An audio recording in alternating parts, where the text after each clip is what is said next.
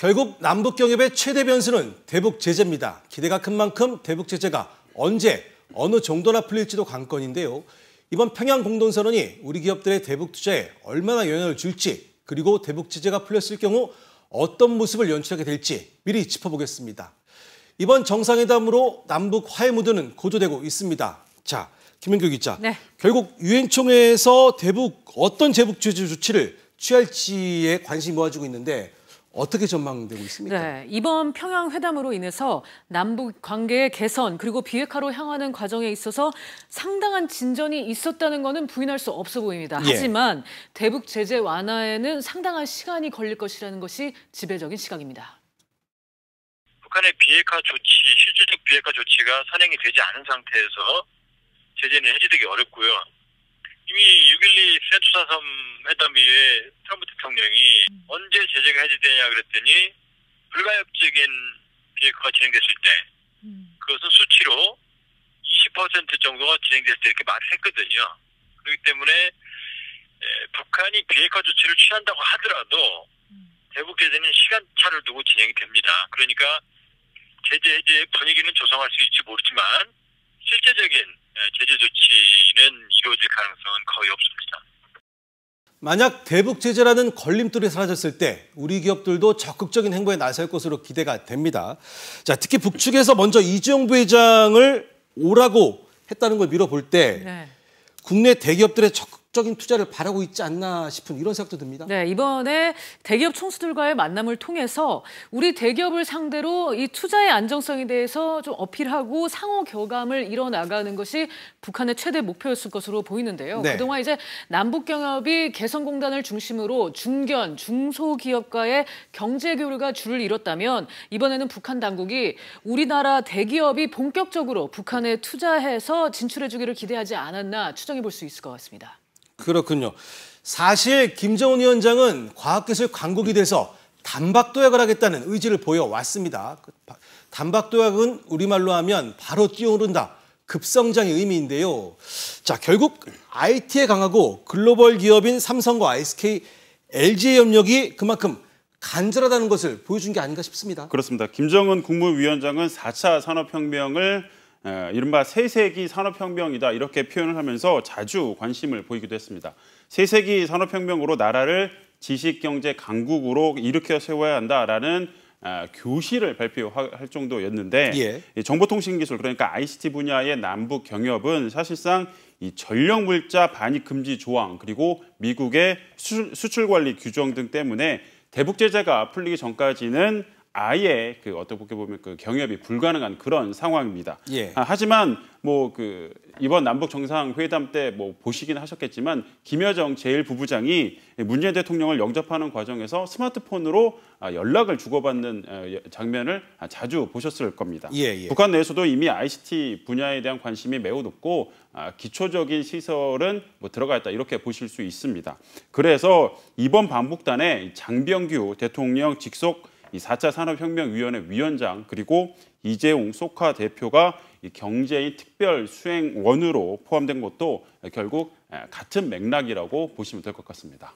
그렇군요. 삼성은 과거 남북경협을 시도한 적이 있고 이번 평양행에 앞서 이주영 부회장, 과거 2번이나 평양을 찾았던 윤종용 전 부회장을 만나서 남북경협 정보를 들었다고 하는데요. 네. 자, 삼성 입장에서 봤을 때 북한과의 경협, 구체적으로 어떤 것이 있을까요? 이 삼성전자는 지난 2000년 첫 남북 정상회담에서 약 165만 제곱미터, 약 50만 평 정도 되는데 이 땅에 이 전자 복합 단지를 조성을 하겠다 이렇게 계획을 세웠던 것으로 알려졌습니다. 네. 이건희 회장의 지시였는데 북한 남포나 해주, 개성 등이 높게 점쳐져 있었습니다. 특히 이 10년 동안 약 5억 달러, 우리 돈으로 약 5,600억 달러를 투자하겠다라는 어떤 구체적인 계획을 갖고 있었던 것으로 알려졌는데요.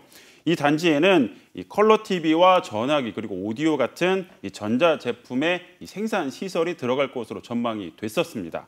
이주영 부회장은 이런 내용을 앞서 앵커께서 말씀하셨던 윤종영 전 부회장으로부터 전달을 받았습니다. 다만 이 전자단지라는 게 그 특성상 시설 투자가 먼저 좀 선행이 돼야 하기 때문에 단순하게 북한의 인건비가 저렴하다라고 해서 북한에 들어갈 수 있는 그런 상황도 아니거든요. 예. 이 때문에 남북 경협이 시작됐다고 해서 삼성전자가 바로 투자에 나서기는 어렵지 않겠느냐 이런 시각도 지금 적지 않은 상황입니다. 예. 이러다 보니까 이 삼성물산의 이 건설 부분 등 이 계열사를 중심으로 이 남북 경협에 우선 접근할 가능성이 높다라는 시각이 많습니다.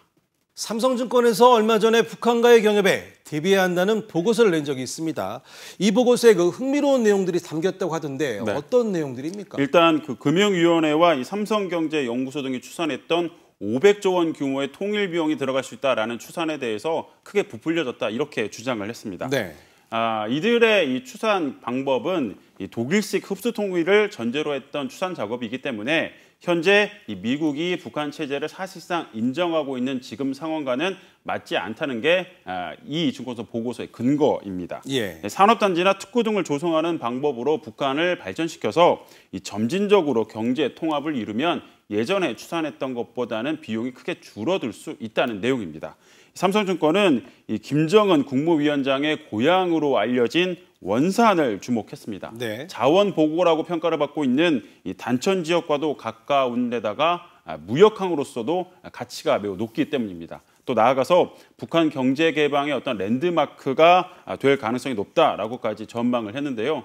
현재 이 금융투자 업계에 대해서는 북한 관력 분석팀을 운영하고 있는 곳이 삼성증권과 신한금융투자 그리고 하나금융투자 등 세 곳이 이미 있습니다. 그렇군요. LG그룹 역시 과거 구본무 회장부터 이번 구광무 회장까지 세 번 모두 방북을 했고 경험도 있습니다.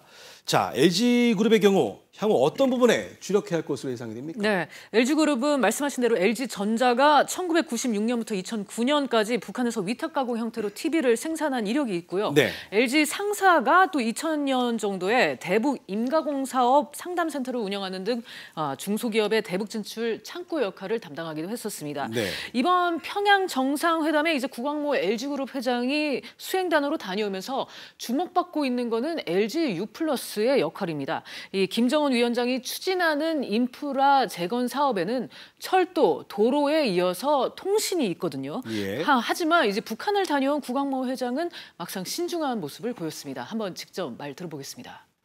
예, 많이 보고 듣고 왔습니다. 감사합니다. 남북경협 사업 구체화될지 뭐 사업 같은 네, 거 고맙습니다. 구상하신 거 있으세요? 아직 구체적인 말씀드린 단계는 아닌 것 같습니다. 개인적인 생각이지만 SK가 북한과의 경협에 가장 관심이 많은 것 같습니다. 그동안 신경도 많이 써왔는데 자, 이 기자. 네. 어떤 부분 투자가 예상됩니까? 일단 SK그룹은 계열사별로 다양한 사업군을 좀 갖고 있기 때문에 남북 경협에 대해서 좀 적극적으로 대처할 수 있는 그런 그룹으로 평가받고 있습니다. 예. 일단 북한이 남한 측 경제 인사들에게 양묘장을 직접 보여줬던 점을 감안을 하게 되면 SK그룹은 SK임업이라는 계열사를 통해서 이 산림 녹화 사업에 뛰어들 수 있을 것으로 보이고요.